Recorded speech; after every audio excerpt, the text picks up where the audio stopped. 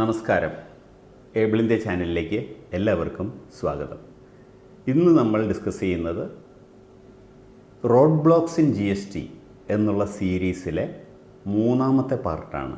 ഇന്നും നമ്മൾ 5 കാര്യങ്ങളാണ് ഡിസ്കസ് ചെയ്യുന്നത്. അതിൽ ഒന്നാമത്തെ കാര്യം നോ പബ്ലിക് അവയർനെസ് പ്രോഗ്രാംസ് എന്നുള്ളതാണ്. അതായത് GST വന്നതിന് ശേഷം ഇപ്പോൾ കുറേ നാളുകളായി ടാക്സ് പേയർക്ക് അഡ്വൈസ് കൊടുക്കുന്ന, അവയർനെസ് കൊടുക്കുന്ന യാതൊരു പ്രോഗ്രാമും ആരും കണ്ടക്ട് ചെയ്യുന്നില്ല. GST ഡിപ്പാർട്ട്മെൻറ്റ്, സെൻട്രൽ GST ആയിക്കോട്ടെ, സ്റ്റേറ്റ് GST ആയിക്കോട്ടെ, നമുക്കറിയാം GST എന്ന് പറയുന്നത് വളരെയധികം അവയർനെസ് കിട്ടേണ്ട, അപ്ഡേറ്റ് ചെയ്യേണ്ട ഒരു നിയമമാണ്. അപ്പോൾ കഴിഞ്ഞ 7 വർഷമായി നമ്മൾ കണ്ടിട്ടുള്ളത് എന്താണെന്ന് വെച്ച് കഴിഞ്ഞാൽ GST തുടങ്ങിയ സമയത്ത് ചില അവയർനെസ് പ്രോഗ്രാമുകൾ കണ്ടക്ട് ചെയ്തിട്ടുണ്ടായിരുന്നു. പക്ഷേ ഈ അടുത്ത കാലത്തായിട്ട് യാതൊരുവിധ അവയർനെസ് പ്രോഗ്രാംസും നടത്തുന്നില്ല. ഞാൻ ഉദ്ദേശിച്ചത് പബ്ലിക് അവയർനെസ് പ്രോഗ്രാംസാണ്.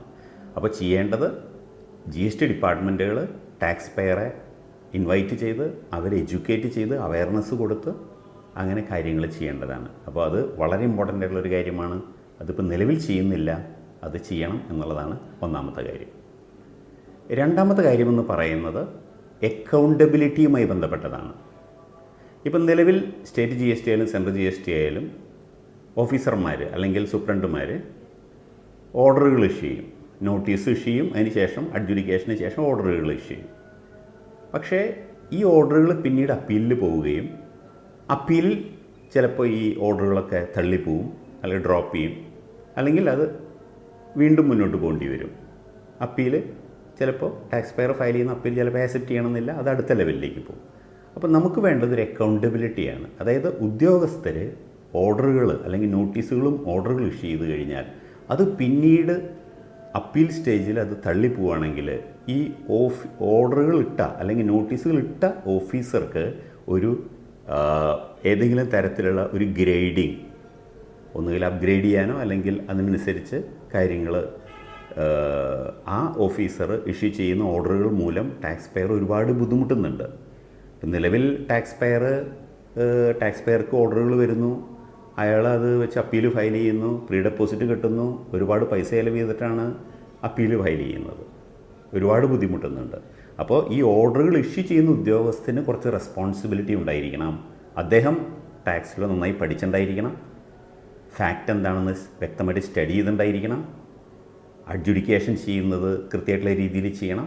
എന്നാൽ മാത്രമാണ് ആ ഓർഡറുകൾ വാലിഡായിട്ട് നിലനിൽക്കുകയുള്ളൂ.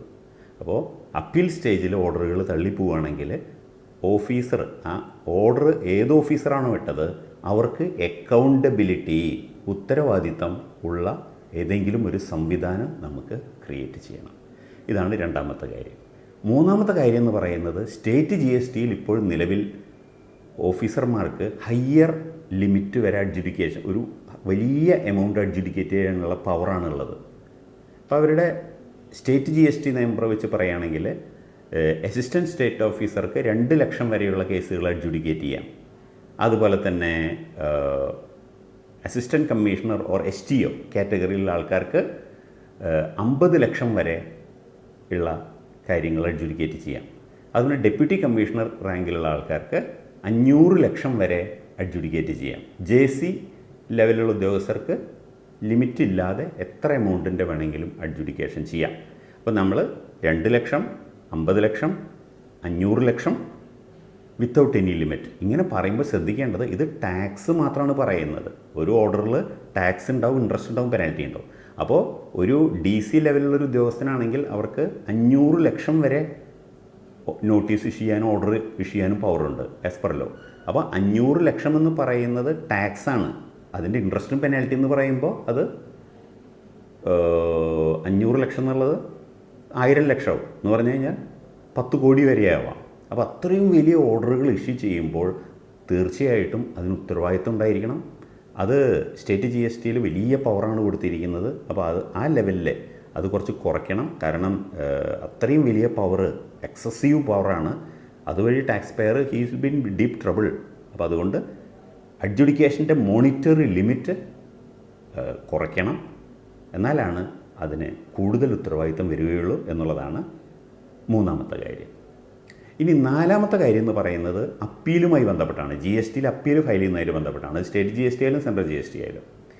ഇവിടെ അപ്പീൽ ഫയൽ ചെയ്യുമ്പോൾ നമുക്കറിയാം ആസ് പെർ റൂൾ 108 പറയുന്നുണ്ട് അപ്പീൽ ഫയൽ ചെയ്യുന്നത് ഇലക്ട്രോണിക്കലിയാണ്.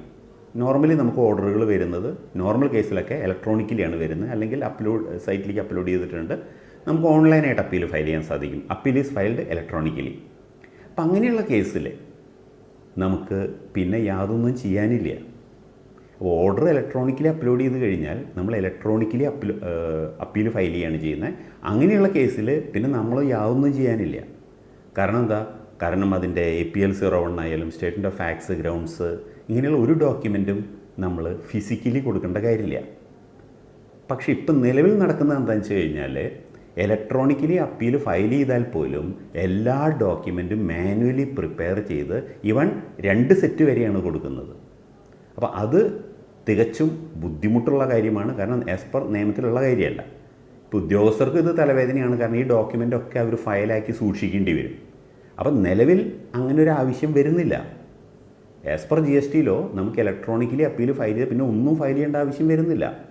പിന്നെ ഹിയറിങ്ങിൻ്റെ സമയത്ത് വേണമെങ്കിൽ ഓതറൈസേഷൻ കൊടുക്കേണ്ടി വരും, അല്ലെങ്കിൽ മറ്റ് ഏതെങ്കിലും അഡീഷണൽ ഡോക്യുമെൻ്റ് ഉണ്ടെങ്കിൽ കൊടുക്കേണ്ടി വരും. പക്ഷേ ഈ ഡോക്യുമെൻ്റ് കൊടുക്കുന്നതും നമുക്ക് ഇലക്ട്രോണിക്കലി അപ്ലോഡ് ചെയ്യാവുന്നതേ ഉള്ളൂ. അല്ലെങ്കിൽ ഫിസിക്കലി നമ്മൾ ഡോക്യുമെൻ്റ് കാണിക്കുന്ന, ഇപ്പോൾ ഓൺലൈനായിട്ട് അപ്ലോഡ് ചെയ്ത് എല്ലാ ഡോക്യുമെൻ്റ് അപ്ലോഡ് ചെയ്ത് കഴിഞ്ഞാൽ അതിൻ്റെ ഒറിജിനൽ കോപ്പി കാണണമെന്നുണ്ടെങ്കിൽ ഹിയറിങ്ങിൻ്റെ സമയത്ത് ഒറിജിനൽ പ്രൊഡ്യൂസ് ചെയ്ത് ഓഫീസർക്ക് അത് വെരിഫൈ ചെയ്തിട്ട് തിരിച്ചു തരാവുന്നതാണ്. അപ്പോൾ ഫയല് ഒരുപാട് GST ഡിപ്പാർട്ട്മെൻറ്റുകളിൽ കുന്നുകൂടുന്ന പ്രശ്നം ഇപ്പം നിലവിലുണ്ട്. ഇതിപ്പോൾ തുടക്കമായതുകൊണ്ട് ഫയൽ സൂക്ഷിക്കാൻ പറ്റുന്നുണ്ട്. ഇനി കുറച്ച് കഴിഞ്ഞ് ഈ ഫയൽ സൂക്ഷിക്കാൻ പറ്റില്ല, പിന്നെ അത് മെയിൻറ്റെയിൻ ചെയ്ത് വലിയ പാടായിരിക്കും. അപ്പോൾ പുതിയ യുഗത്തിൽ ശരിക്കും പറയുകയാണെങ്കിൽ ഫിസിക്കലി ഡോക്യുമെൻറ്റുകൾ കൊടുക്കേണ്ട ആവശ്യമില്ല. പക്ഷെ ഇപ്പം നിലവിൽ ഇതെല്ലാം കൊടുക്കുകയാണ് ചെയ്യുന്നത്. അപ്പോൾ അതിന് ഗവൺമെൻറ് വളരെ കാര്യക്ഷമമായി ഇടപെട്ട് ഇലക്ട്രോണിക്കലി അപ്പീൽ ഫയൽ ചെയ്ത് കഴിഞ്ഞാൽ ടാക്സ് പെയർ പിന്നെ ഒന്നും കൊടുക്കേണ്ട ആവശ്യമില്ലെന്ന് കൃത്യമായിട്ട് സർക്കുലർ ഇഷ്യൂ ചെയ്യണം. അങ്ങനെ ചെയ്തില്ലെങ്കിൽ എന്ത് സംഭവിക്കും? കാരണം GST കുറച്ച് തുടങ്ങിയ സമയത്ത് ഇലക്ട്രോണിക് ഫയലിംഗ് ഒന്നും ഉണ്ടായിരുന്നില്ലാത്ത സമയത്ത് മാനുവലി കൊടുത്തിരുന്നു ഡോക്യുമെൻറ്റുകൾ. അതുതന്നെയാണ് ഇപ്പോഴും ആൾക്കാർ ചെയ്തുകൊണ്ടിരിക്കുന്നത്. അപ്പോൾ അത് മാറണം എന്നുള്ളതാണ് പറയാനുള്ളത്. പ്രത്യേകിച്ച് ഒരു സർക്കുലർ ഇഷ്യൂ ചെയ്ത് കൃത്യമായി ഇന്ന രീതിയിൽ ചെയ്യണം എന്ന് പറയുന്നത്. ഇപ്പം നിലവിൽ അങ്ങനെ ഒരു ഡയറക്ഷൻ ഇല്ല. അതുകൊണ്ട് it creates lot of trouble അത് ചെയ്യേണ്ടത്. അടുത്ത ലാസ്റ്റ് കാര്യം, അഞ്ചാമത്തെ കാര്യം എന്ന് പറയുന്നത് ഒരു കേരള ലീഗൽ ബെനിഫിറ്റ് ഫണ്ട് KLBFുമായി ബന്ധപ്പെട്ടതാണ്. നമുക്കറിയാം GST നമ്മൾ അപ്പീൽ ഫയൽ ചെയ്ത് കഴിഞ്ഞാൽ ആ അപ്പീൽ ആ ടോട്ടൽ ഡിമാൻഡിൻ്റെ 1% നമുക്ക് കേരള ലീഗൽ ബെനിഫിറ്റ് ഫണ്ട് എന്നുള്ള ഒരു സ്റ്റാമ്പ് നമ്മൾ കോർട്ട് ഫീ നമ്മൾ കേരള കോർട്ട് ഫീ ആക്ട് പ്രകാരം നമുക്ക് KLBF Kerala legal benefit fund ഇത് സ്റ്റാമ്പ് ഫോമിലാണ്. ഇത് നമ്മൾ വാങ്ങി ഓഫീസിൽ അപ്പീൽ ഓഫീസിൽ നമ്മൾ കൊടുക്കണം. ഇപ്പം നിലവിൽ ചെയ്യുന്നത് എന്താണെന്ന് വെച്ച് കഴിഞ്ഞാൽ അപ്പീൽ ഓൺലൈനായിട്ട് ഫയൽ ചെയ്തിട്ട് പോലും ഈ സ്റ്റാമ്പ് നമ്മൾ സ്റ്റാമ്പ് വെണ്ടറിൻ്റെ അവിടെ പോയി വാങ്ങി അത് ഫിസിക്കലി അത് ഓഫീസിൽ കൊണ്ടുപോയി കൊടുത്ത് അതിനൊരു കവറിംഗ് ലെറ്റർ എഴുതി ഇത് കീപ്പ് ചെയ്ത്, ഇതൊക്കെ വലിയ ബുദ്ധിമുട്ടാണ്. ഇപ്പം ഇന്നത്തെ ഈ ഓട്ടോമാറ്റിക് യുഗത്തിൽ ഇപ്പോഴും നമ്മൾ 50 കൊല്ലം മുന്നത്തെ സ്റ്റാമ്പ് പേപ്പർ വാങ്ങി ഓഫീസിൽ കൊണ്ടുപോയി കൊടുക്കുക എന്നുള്ള കാര്യം ചെയ്യുന്നത് വളരെ ദയനീയമാണ്. ഇത് മാറേണ്ട സമയം എന്നേ കഴിഞ്ഞിരിക്കുന്നു. അപ്പോൾ എത്രയും പെട്ടെന്ന് തന്നെ ഇതിന് ഓൺലൈൻ സംവിധാനം, ഈ KLBF അടയ്ക്കാൻ ഓൺലൈൻ സംവിധാനം നമുക്ക് വേണം. എന്നാലാണ് ഈ കാര്യങ്ങൾ വളരെ സിമ്പിളാവുള്ളൂ. അപ്പോൾ GST വളരെ സിംപ്ലിഫൈഡ് ആണെന്ന് പറയുമ്പോൾ അതിനൊപ്പം തന്നെ അതിനോട് ചേർന്നിട്ടുള്ള കാര്യങ്ങളും നല്ല രീതിയിൽ മുന്നോട്ട് വരണം. ഇപ്പോൾ നിലവിൽ നടക്കുന്നത് അപ്പീൽ ഓൺലൈൻ ഫയൽ ചെയ്താൽ പോലും എല്ലാ ഡോക്യുമെൻറ്റും പിന്നീടും ഉണ്ടാക്കേണ്ടി വരുന്നു. അതിനുശേഷം ഈ സ്റ്റാമ്പ് വാങ്ങാൻ പോകേണ്ടി വരുന്നു, സ്റ്റാമ്പ് വാങ്ങിക്കൊടുക്കുന്നു എന്ന് പറഞ്ഞാൽ അനാവശ്യമായി ഒരുപാട് ബുദ്ധിമുട്ടാണ് ചെയ്യുന്നത്. അപ്പോൾ അതിലൊക്കെ ഒരു മാറ്റം വേണം എന്നാണ് എനിക്ക് സജസ്റ്റ് ചെയ്യാനുള്ളത്. അപ്പോൾ 5 കാര്യങ്ങളാണ് ഞാൻ നിങ്ങളായിട്ട് ഷെയർ ചെയ്തത്. അടുത്ത 5 കാര്യങ്ങൾ അടുത്ത എപ്പിസോഡിൽ നമുക്ക് മനസ്സിലാക്കാം. നന്ദി.